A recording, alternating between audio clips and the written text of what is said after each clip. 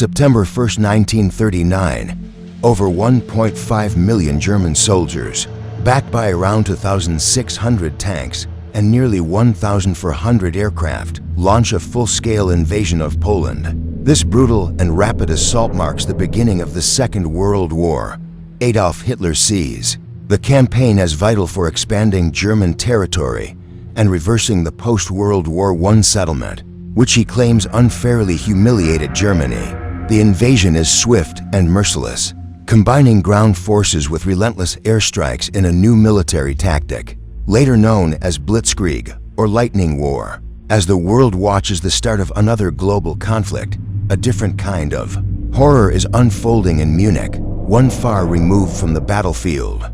A violent sexual predator is on trial, accused of raping, mutilating, and murdering 90 women and girls, some as young as 12. His name is Johann Eichhorn. Johann Eichhorn was born on October 8, 1906, in the village of Aubing, then part of the German Empire. He was the eldest of 8 children in a poor but loving family. His parents, Johann and Magdalena Eichhorn, worked as day laborers, doing their best to care for their large household. Disturbingly, Johann was the grandson of infamous serial killer Johann Berchtold, later known as the Strangler of Max Vorstadt.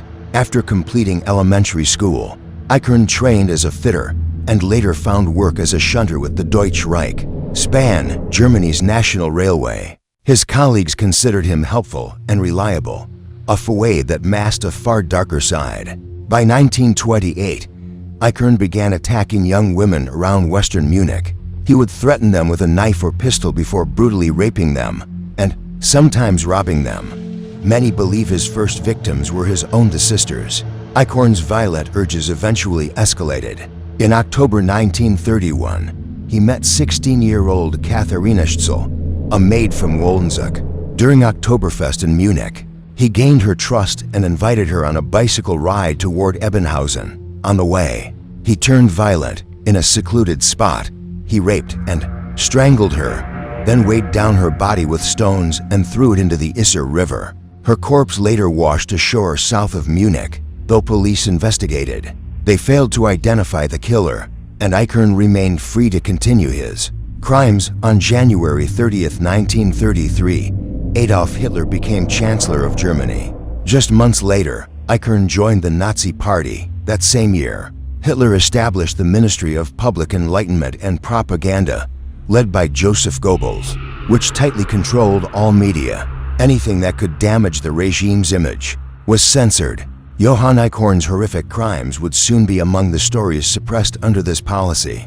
In May 1934, Eichhorn attacked again. In Forstenrieder Park near Munich, he assaulted Anna Geltel, a newlywed. When she resisted, he shot her in the back of the head and dragged her into the bushes, where he mutilated her body with an 18-centimeter knife. A few months later, in September, he assaulted 25-year-old Berta Sauerbeck as she cycled through the Milbertschafen district. She also resisted. He shot her in the head. She survived the initial shot, but was buried alive under trash in a garbage pit, where she later died. In 1935, Eichhorn married a woman named Josefa.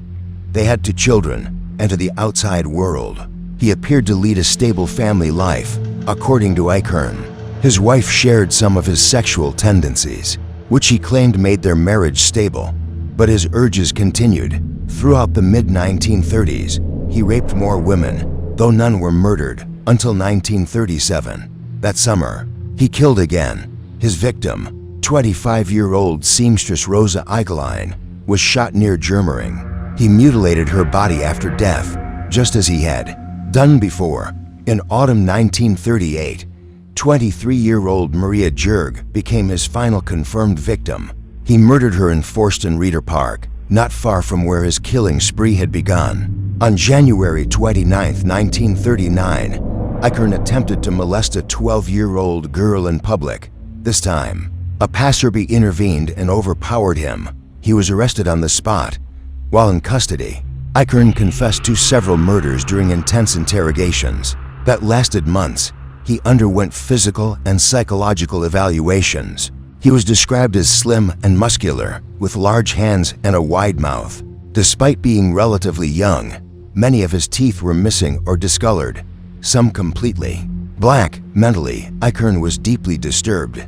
He wasn't intellectually impaired, but was labeled a morally and ethically inferior, emotionally unstable, weak-willed, and sexually obsessive psychopath who planned his crimes meticulously. When asked why only 5 of his many rape victims were killed, he explained that if they resisted fiercely, he instinctively used a weapon, claiming he didn't know what else to do. Once they were dead, he said, they could be fully mine. Eichhorn was tried before a special court in Munich. He was charged with 5 murders and 90 rapes, though he admitted to only 37. The evidence, including witness statements, forensic data, and his own confessions, was undeniable. He was sentenced to death by guillotine. Shortly after the verdict, his wife Josepha divorced him, changed the family name, and left Aubing with their children to escape the shame. Just days before his execution, Eichhorn wrote a farewell letter from prison to his former wife and children. He admitted to his grave injustices and wrote, "I must also expect terrible consequences. I myself express the wish not to see you again." On December 1, 1939, Johann Eichhorn was executed by guillotine at Stadelheim prison in Munich. He was 33 years old. Despite the sheer brutality of his crimes, Eichhorn's name faded into obscurity for decades, likely due to his Nazi Party membership and the regime's censorship. Public attention only returned in 2007 when author Andrea Maria Schenkel fictionalized his story in her novel Cultese, later published in English as Ice Cold. Today, original materials from the case, including police files, wanted posters, and the knives used in his attacks, are on display at the Munich Police Museum, where he is remembered under the chilling name, the Beast of Aubing. Thanks for watching the Map of Memories channel. Be sure to like, subscribe, and click the bell icon so you don't miss our next episode. We appreciate your support. See you next time.